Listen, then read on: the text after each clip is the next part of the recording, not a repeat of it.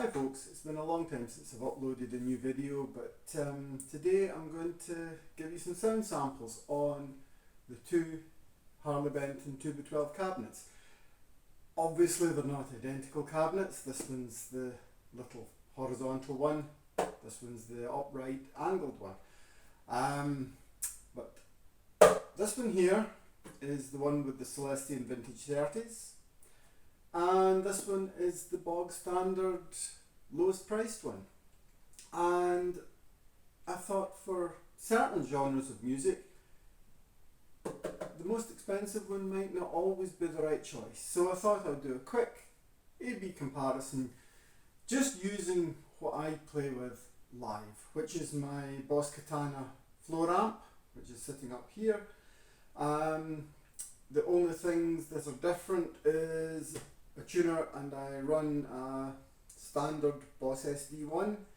I'm going to use the brown sound, which is my main high gain tone, and the SD1, the tone is right in the middle, the level is maxed out, and the drive is barely at 9 o'clock. It's the standard tightening up and boosting thing. And there's a little bit of a delay that I use in the Katana. For some reason I always just prefer the sound of a Boss SD1 compared to the built-in TS Tube Screamer boosts, but that's just a personal choice. So what I'm going to do is just compare the two sounds. Not very scientific, just a standard camera phone and the microphone that's built in. It's in a room that I'm currently renovating, so it's a little bit echoey, a little bit live, but it should give you a rough idea of the sonic differences between the two cabinets. Now, I tend to play a lot of more 80s rock, your Motley Crues and Van Halen's and that kind of style. So this is what got me thinking, because sometimes I find the Vintage 30s can be a little bit bright, a little bit harsh, and when I picked this up I was pleasantly surprised. It's not perfect by any means, but I think it's not a bad cabinet. Normally live I would use, they're over there, I've got a Laney 4x12 which I use. It's an old IRT cabinet off the Laney Ironhearts, which is a little bit softer tone. A little bit hairier, I suppose, but I've got another 4x12 cabinet, and the reason I got this 2x12 is actually to use the 16 ohm speakers in this and the 16 ohm speakers in this and combine them and make a blend, because I thought that would work quite nicely. But just to give you a rough idea, there's no secrets, there's no guess which is which. It's usually pretty obvious which one's the Vintage 30.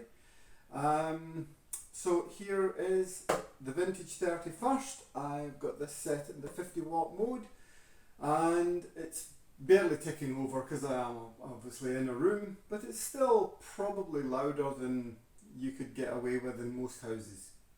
Luckily this is the middle of France and nobody really minds. So guitar is a Kramer Pacer, and in very 80s style. Plus it's also got the Seymour Duncan JB in the bridge, which I'll be using for this. I'm tuned down to D standard, which is again just my usual standard gigging setup. So here is the one with the Celestions in it.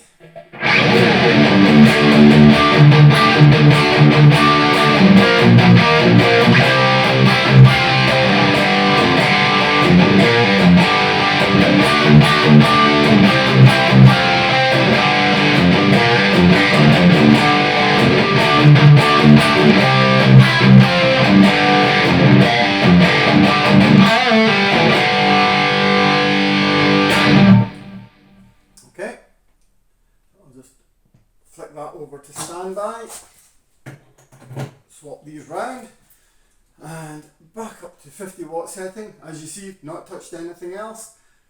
This is the cheaper cabinet, and it is, I think it's about €100 less.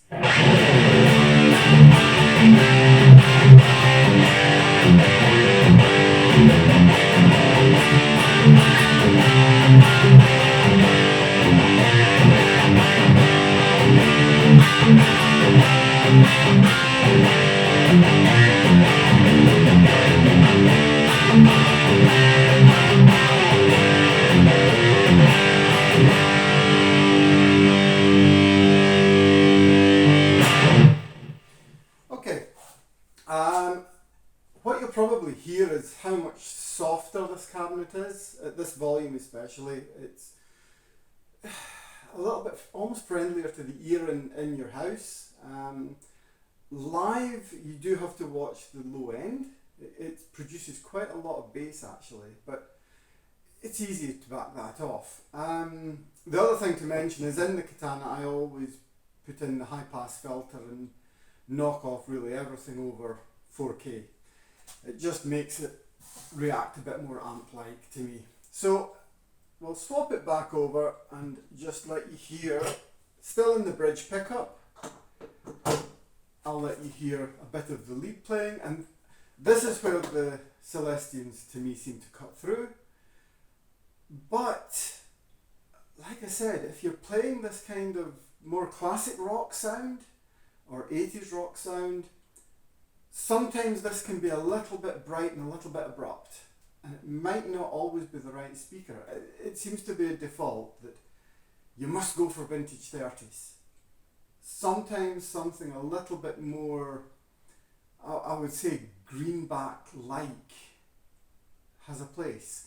And I'm not saying that the Harley Benton is anything like an amp with greenbacks, a cabinet with greenbacks, but it's got that slight fluffiness, I would say.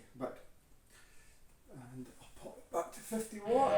There we go. As you hear, it is quite loud because it feeds back if I let it go.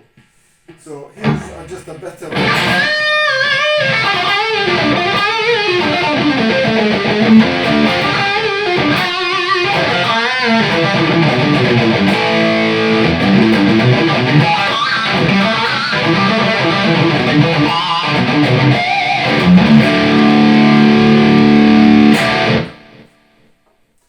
nothing spectacular on a Saturday afternoon.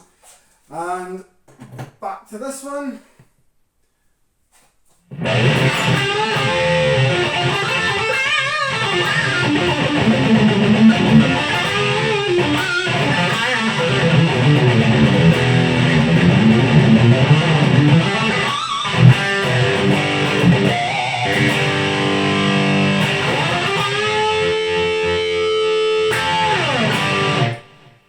Maybe do some longer notes and just let you hear again. So again,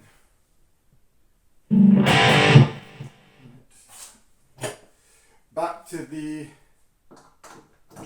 Celestions, and I'm not going to go through what's better or worse clean. It's not particularly what I do. And usually for vintage 30s you're going to be running a high gain tone anyway. And if you tend to be playing a thing that looks like this, you're not usually going to be turning up to your local little blues gig and jamming away in that. But so 50 watts.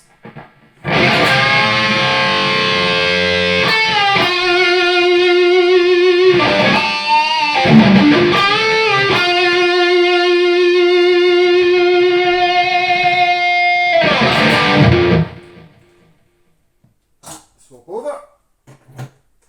This is the reason why I'm sitting here. It's just so much faster to do this.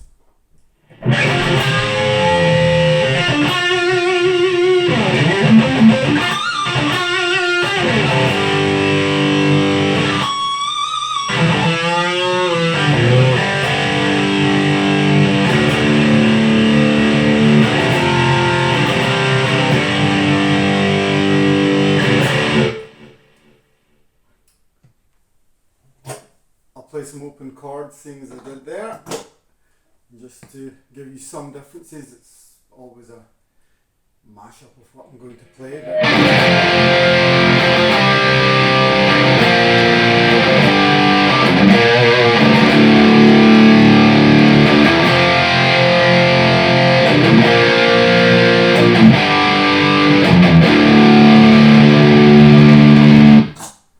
Quick swap. Back over to the cheap one.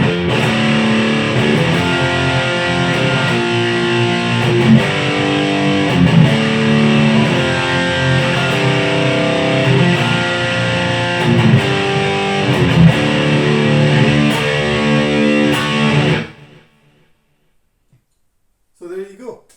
Nothing fancy, nothing scientific at all. My old floor amp's working away great. Still absolutely sounds fantastic. I've used it in all my gigs this year. It's been really, really good. And I just thought I'd let you hear the difference in the two cabinets. Both have their place. In a band mix, maybe with a couple of guitar players, the Vintage 30s have the edge, just for that real bite and that cut through. But if you're the only guitar player in the band, and you're playing kind of more 80s style rock, with a fair bit of gain, but not super tight, I would say they're not a bad cabinet. And for the money, I would say they're very, very good. This is the Harley Benton's own one. They're both Harley Bentons. The vertical cabinet is a little bit lighter than the one that's meant to be placed landscape. I've sat them both vertically so the speakers are approximately the right height and the same height from the microphone and the camera. Again, not scientific, but it gives you a rough idea what you'd be buying. I can't fault either. I'm probably going to take the speakers out of both of them and put them both in a 4x12. I haven't decided whether they're going bottom, top, or doing them diagonally. I'll mess around with that in my own time.